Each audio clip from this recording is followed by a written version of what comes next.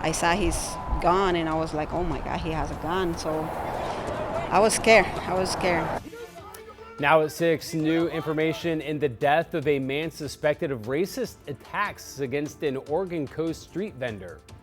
And later, the city of Portland reversing course on some of its planned budget cuts after nearly 30 hours of debate. What was finally approved coming up at 6:30. Plus,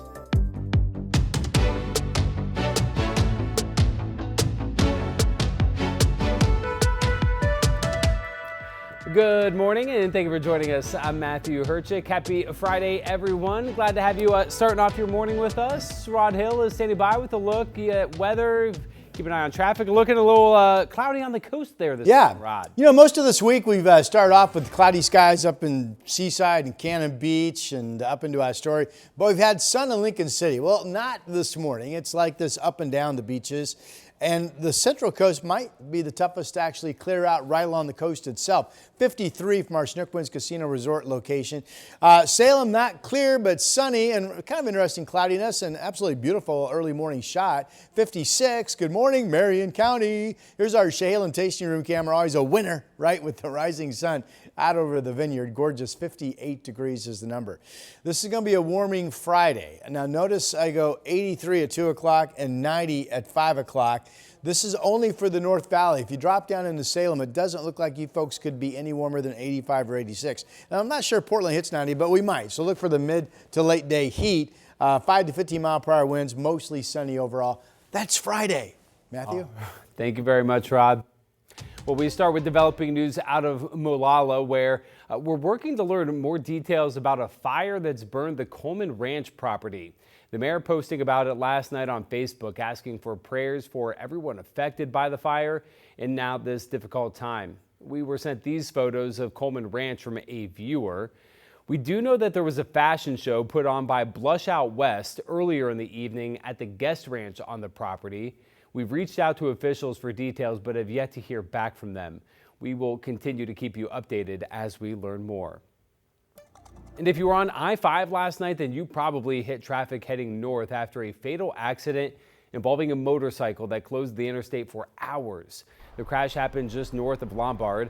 Portland police were first called to the scene around 5 yesterday evening.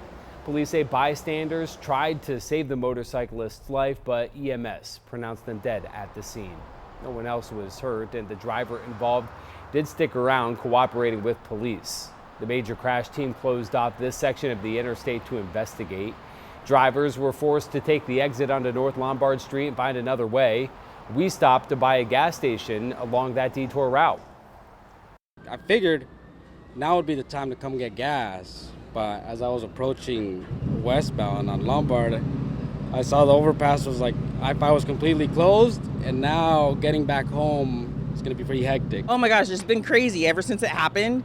People have been coming in here asking about like which way to go and what happened and everything like that. And so one customer came in and told me what had happened, that the motorcyclist went right past him like 90 miles per hour. The investigation is still ongoing. Anyone with information about what happened is asked to contact Portland Police. What is this? He was terrorizing our community for quite some time. Illegals!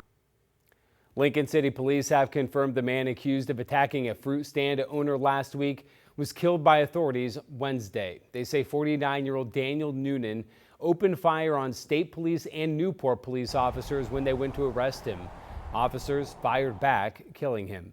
The original incident was near Highway 101 and Highway 229, where witnesses say Noonan knocked over the produce stand and yelled racist comments at the operator. A witness says he confronted the suspect and noted Noonan had a gun on him at that time. He was being very racist. I mean, on top of it, I've never ever in my life heard anybody talk like that. I stepped up because I thought that was the right thing to do, and I was there at the time and moment. The officers that shot Noonan are now on administrative leave. No one else was injured. To Salem now, where a grand jury has cleared a police officer who shot and wounded a man last week. The grand jury says Sergeant Jason Donner was justified in shooting Jose Luis Anguiano near a homeless camp off Portland Road Northeast. He's accused of holding a woman at gunpoint inside a tent.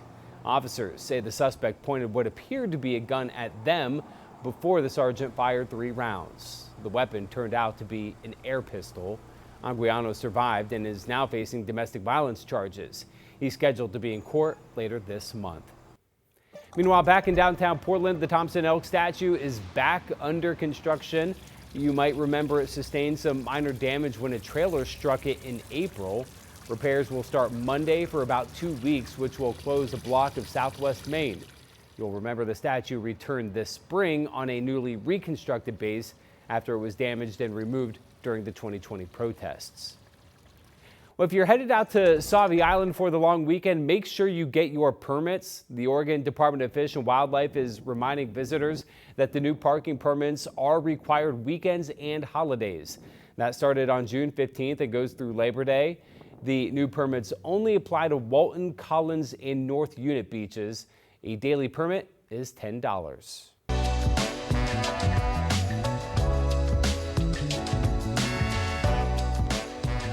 Well, as Portland prepares for one of the state's longest running Juneteenth celebrations, Mayor Keith Wilson is officially recognizing June 19th as Juneteenth in the city. Sunrise reporter Corey Johnson has a preview of tomorrow's parade and festival. Good morning, Corey. Yeah, good morning, Matthew. Ahead of tomorrow's celebration, Mayor Keith Wilson has issued a proclamation recognizing Juneteenth as a day to honor Black American history as well as the end of slavery. Now, that recognition comes as Portland gets ready to celebrate a tradition that stretches back more than 5 decades. And the woman behind that celebration and tradition was Clara Peoples, who was often called the founder of Juneteenth, Oregon, as she brought Juneteenth celebrations to the state and helped establish what has become the annual Juneteenth Oregon Festival.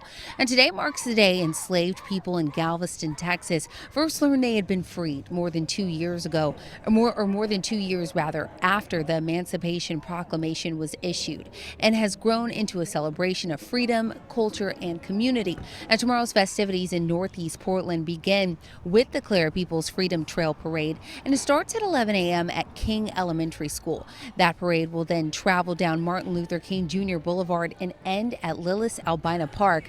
And that's when the festival kicks off. It runs from noon until 7 with live music, performances, guest speakers, children's activities, and dozens of vendors. And as people across the city get ready to celebrate Juneteenth, the mayor's proclamation also called it an opportunity to reflect on the progress that Portland has made toward racial equity as well as justice. And organizers of the event say the spirit of togetherness is exactly what Clara Peoples intended and envisioned when she first introduced Juneteenth celebrations to Oregon more than 50 years ago.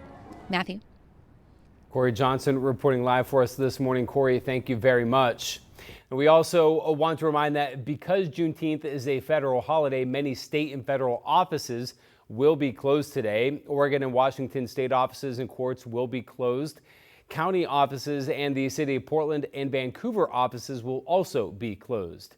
County libraries and post offices are closed, and there will be no postal mail services.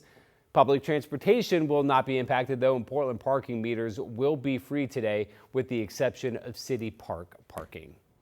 Well, it is 6:08. Time to get over to Rod for a look at the forecast. Things are looking very nice behind you, Rod. What's up with the city parks? Come on, give us a break. Get on Let us board park with for it, free in right? the city Come on. parks. Give us a break. It is a really pretty morning. Good morning to you on this special Friday. Providence Park camera, you can see the sun pretty much clear right now up over the West Hills. Temperature outside is warm, 61 degrees. It is a warming batch of air. This is fun. You can see the rising sun, and there's some folks getting ready to go off on the first tee. Really pretty piece of land. This is up in Woodland, Washington, along the Lewis River Golf Course. Gorgeous start. We have no clouds inland in terms of no marine push, but we do have low clouds and some fog along the coast this morning. Here are the current temperatures. Forest Grove, good morning. 56 is your number. You're matching Tigert this morning at 56 degrees. Salem and Almsville also at 56. A little bit warmer out in Silverton, 60 is the number. Weather map for today. Remember, we have that thunderstorm chance in southern Oregon and then just maybe up toward Burns today. Expected to be dry in central Oregon, partly cloudy skies. The coast could see kind of a mixed bag of low clouds to partial clearing, and we'll be in the 80s up down I-5 and maybe in the North Valley, which is Portland. we have a chance just to get up to 90 with a bit of an east wind coming through the gorge.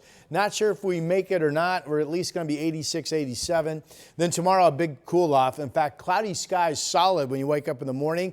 Eventually some clearing, only 77. Father's Day looks sunny and 84. It's that 1 o'clock a.m. hour that the summer solstice kicks off the new summer season. Still looking for back-to-back heat to start next week, Monday and Tuesday. We are checking out the traffic this morning as Mr. McGinnis is enjoying this Friday off. And on the map, everything is green, so no freeway trouble being recognized. Still not sure why we're not getting the reporting times on the Sunset, but no problems being issued there coming in from Washington County.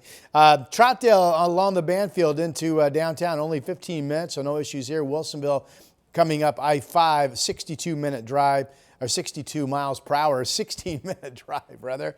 And it's smooth going out of Clark County. I-5 coming in from Main Street, 8 minutes. And over on the other side, 205 to I-84 across the Glen Jackson, just 11 minutes. So overall, the traffic, as Chris says, Friday light. Back to you. All right, Rod, thank you very much.